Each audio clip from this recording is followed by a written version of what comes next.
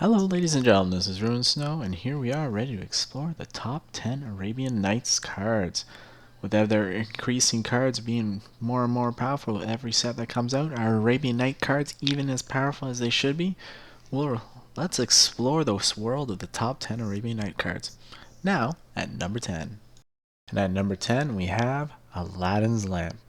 Reason why this is here? Well, it's a pretty good card, but 5/5, so I don't know why they just put 10, but it says instead of drawing a card from the top of your library, draw X cards but choose only one to put in your hand. You must shuffle the leftover cards and put them at the bottom of your library. Now, this artifact, though it costs a lot to bring out, doesn't say to tap it or anything. You can just keep doing it over and over again, but I guess with the current rules, you might have to tap it, but you can do that each turn once you have that. So that's why it's at number 10. Now we're going to be moving on to number 9, which we have the card Island of Wak Wak. It's a land, of course. It is a rare as well. This is a really good card if it's targeted. So yes, tap to reduce target flying creatures to power to 0. No, unfortunately it doesn't provide mana, but it's a very good card if the opponent has flying creatures again. If he doesn't have any flying creatures, this card is 100% useless because it doesn't provide mana, like I just said, or reduce it to 0. So again, this would be quite useless. But again, this is why it's at number 9 and not at number 1. The ability of this card is very, very powerful if it ever gets played against a flying deck. So that's in turn, that's all it does. So let's move on to number 8, which we have the card Abu Jafar. It's a flipper, and it's an uncommon from the series. Now, the reason this card is here is basically before Death Touch was a thing. This is the card to use with basically Death Touch. It says if Abu dies without regenerating while participating in attack or defense, all creatures Abu is blocking or being blocked are also killed and may not regenerate. Again, it's kind of like Death Touch, which didn't really exist in. So this is why it's here. So it costs 1 mana for a 0/1, which is very, very impressive. And that's why I have to say I really like this card, even if it was an uncommon anyway.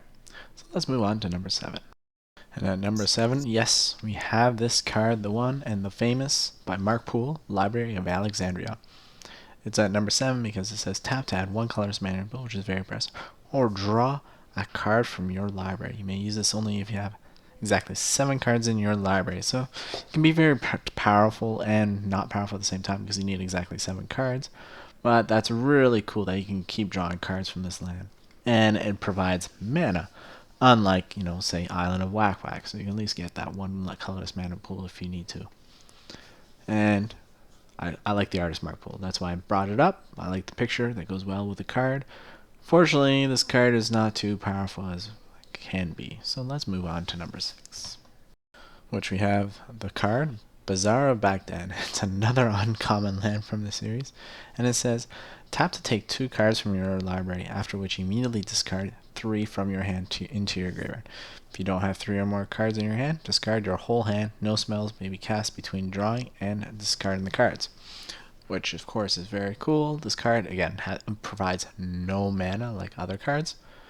But I really like this card, especially if you had it with the current cards in the state. This card would be very powerful in trying to get those cards into that graveyard. And that's why it's at number 6, because of the ability this can do. It can be very, very helpful, and again, it could be just drawing a card that you need. So let's move on to number 5, which we have the card Guardian Beast. It costs 4 mana to bring out, and it's a 2/4. But the reason why it's here is because, again, it's his ability. So the card reads, as long as Guardian Beast is untapped, your non-creature artifacts cannot be further enchanted, destroyed, or taken under someone else's control. Something else that would destroy Guardian Beast and their artifacts simultaneously. The Guardian Beast is destroyed, but your artifacts are not. If the artifact is enchanted or stolen while Guardian Beast is tapped, it remains so when Guardian Beast becomes untapped. That ability is really cool. I like that. And I like the picture by that Ken as well. It's a really cool picture. But again, the ability for this Guardian is really cool. Costs 4 for that out. So you kind of get a creature out just in case you need to attack with it. But then that would defeat the purpose of the card. And again, you would have to build, say, an artifact deck with this card. So it's really cool. So let's move on to number 4, which we have the card Shahrazad. It's a really interesting card. It's a rare. And I'll read the description of the card. That's why it's at number 4. It's really kind of cool in ability. It says players must leave the game in progress and then begin basically use the cards left in their libraries as decks with which to play a sub-game of Magic. When the sub-game is over, players shuffle those cards, return them to their libraries, and then basically you start over again. The loser of the sub-game having his or her remaining life points rounded down. The effects that prevent may not be used to counter this loss of life. So basically you're playing a sub-game, and the opponent would lose half their life, which is kind of cool, and it costs 2 mana to do. So 2 mana for that sorcery for a sub-game, which is actually kind of cool. I would love to actually just play this card just to see, like, to play a sub-game within the Magic world. That doesn't really exist at all. So that's really cool. So you can bring it out second turn, and the person can go from 20 life to 10 life just like that, and you have 4 of those in your hand. Well, I guess it would be useless after playing the third one, going down so much. So that's why it's at number 4. It's a cool card. I really like the ability. You can kill him, basically lose half life in 2 mana. So let's move on to number 3, which we have the card Aladdin. That's pretty cool, eh? Summon an Aladdin. Costs 4 mana. Costs 1/1. Well, it was really hard to decide where to put this card because it's a really good card. And basically, you spend the mana and tap to take control or an artifact an opponent controls. Artifact is returned when Aladdin is either removed from play or when the game ends. So it's kind of like I don't know. It's like a creature, but you're also gaining something out of it. And you can have multiple. And if you can see that there is no tapping ability on the card. I'm not sure if the rules have changed that it does have to tap when you play that ability, which it probably does. And it's really cool if you're playing against an artifact deck again. But if you have no artifacts, this card can be useless, 100% useless. But with so many artifacts out there, that's why I put this card at number 3. It costs nothing to take control of artifacts, and it's just a really good card. So we're moving down. There's only 2 top 10s on here, so let's move on to number 2.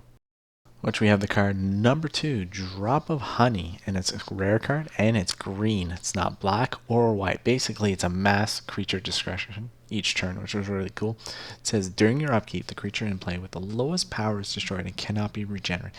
If there is a tie, you choose which one to destroy. Drop of Honey must be discarded if there are no creatures in play, which is really cool. So basically, it keeps destroying creatures if there's creatures in play.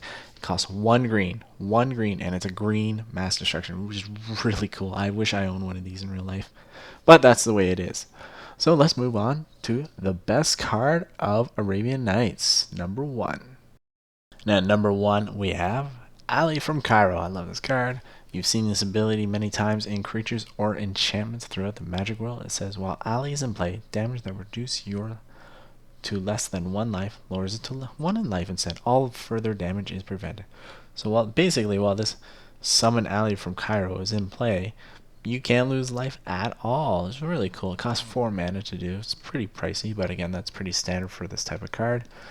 And I really like this card. This is, I think, the best card. So I hope you guys enjoy the top 10 Arabian Night cards. Again, they are not as powerful as they once are. So if you keep watching, there'll be more top 10 videos, and I hope you enjoyed. I hope you guys have a good day and a good evening.